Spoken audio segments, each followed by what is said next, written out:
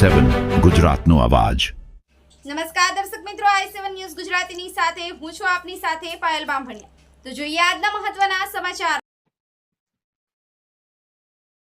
ધોળકા શહેરમાં રામનવમીની ભવ્ય શોભાયાત્રા નીકળી। શોભાયાત્રાની ઠેર ઠેર સ્વાગત કર્યું। શ્રી રામનવમીના પાવન અવસર પર ભવ્ય અને ઐતિહાસિક શોભાયાત્રાનું આયોજન કરવામાં આવ્યું હતું।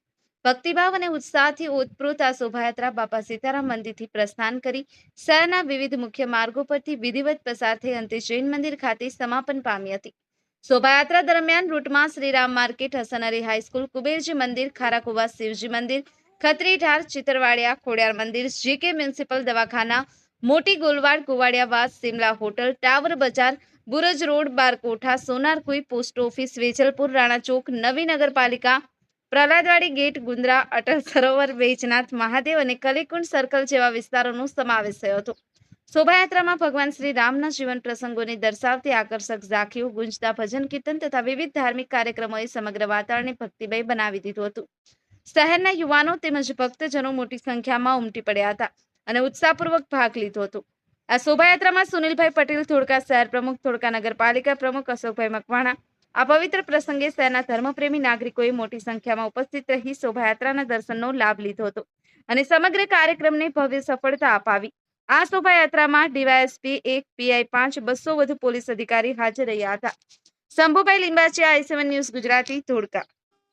આજ રોજ ધોળકા ટાઉન મુકામે ભગવાન શ્રી રામના જન્મ નિમિત્તે ભગવાન શ્રી રામજીની શોભાયાત્રા સમગ્ર ધોળકા નગર ખાતે નીકળેલ।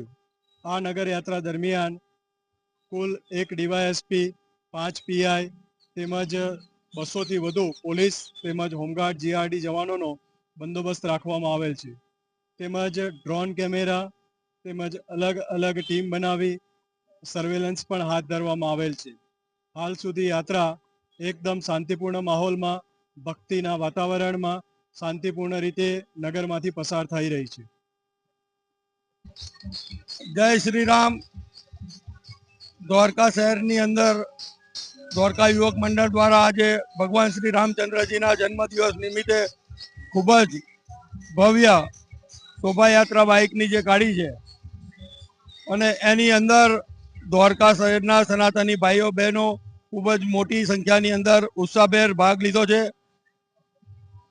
આ યાત્રાની અંદર પોલીસ તંત્ર દ્વારા અને તંત્ર દ્વારા, નગરપાલિકા દ્વારા દરેકે ખૂબ જ સહકાર આપ્યો છે। તે બદલ હું દ્વારકા શહેર વતી તેમનો આભાર વ્યક્ત કરું છું। સાથે સાથે દ્વારકા શહેરની જે જનતા આની અંદર પધારી છે તેમનો પણ આભાર માનું છું। અસ્તુ, ભારત માતા કી જય। સાથે સાથે ભગવાન શ્રી રામજીના જન્મ જયંતિની બધાને વિશેષ શુભકામના પાઠવું છું। ભારત માતા કી જય। જય શ્રી રામ।